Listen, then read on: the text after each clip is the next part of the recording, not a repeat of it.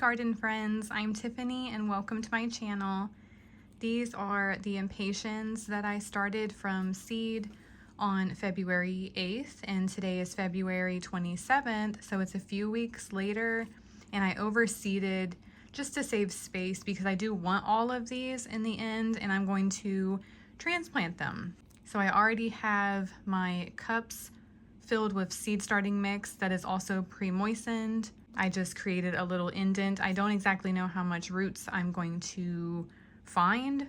If the holes are too big, I can just fill it with a little bit of soil before dropping the new seedling down in it.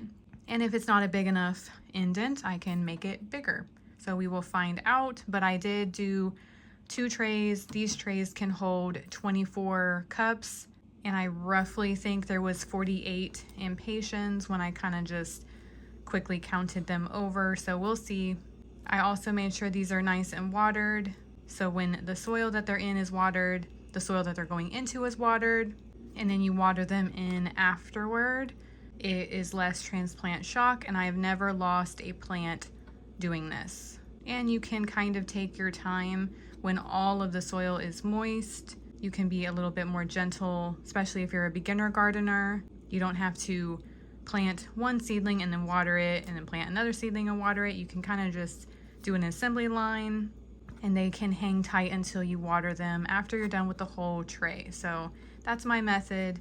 And when you have a overseeded cup like this, all you do is tease the side, kind of loosens up the soil.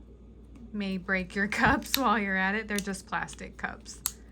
Perfectly still good. Then I tilt it on its side, let gravity let it fall out like that. And I will use the original cup. I just have to add some soil to it.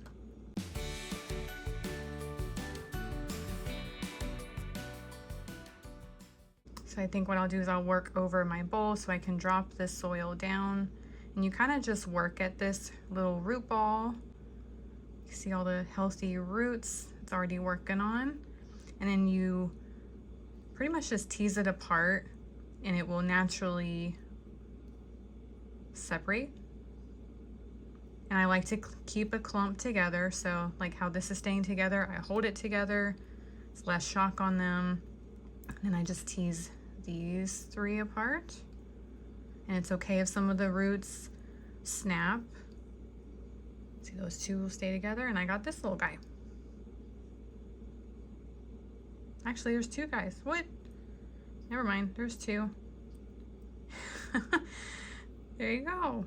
That's the roots that I'm gonna expect.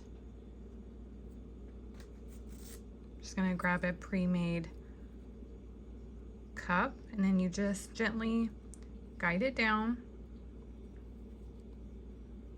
And then pinch that soil around it, planting it at about the same depth. And he's got his bigger new home and he can stay in this cup. It's a 5-ounce cup, so it will stay in this until I put them out in the ground. I don't have to bump it back up. Get another cup. Grab this guy. It's got a little bit more roots. Some say hold the seedling by a leaf, some say hold it by the stems. I hold it wherever. I just am gentle about it, and I've never broke a leaf or a stem, just so long as you're gentle. 2 down, possibly 46 to go.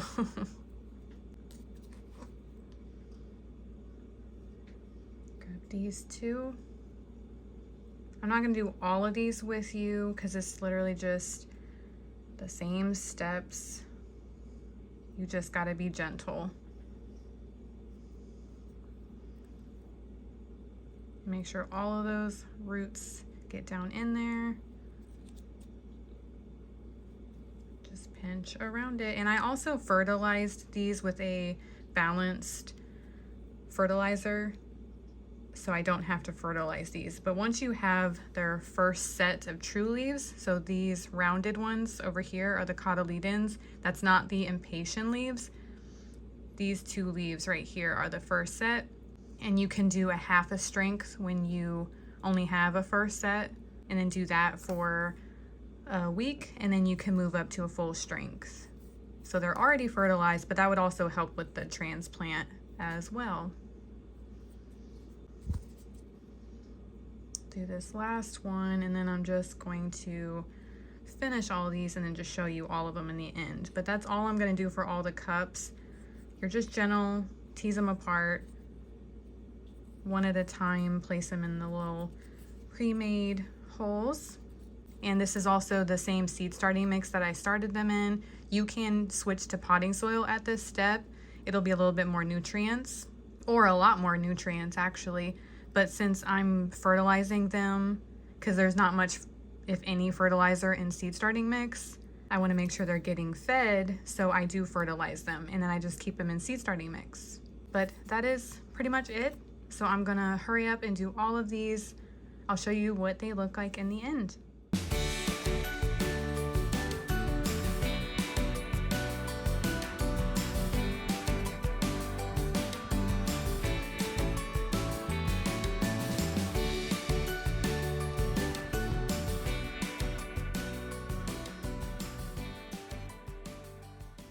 Okay, they are all transplanted, and I did end up with 48 seedlings, even though there are really tiny ones.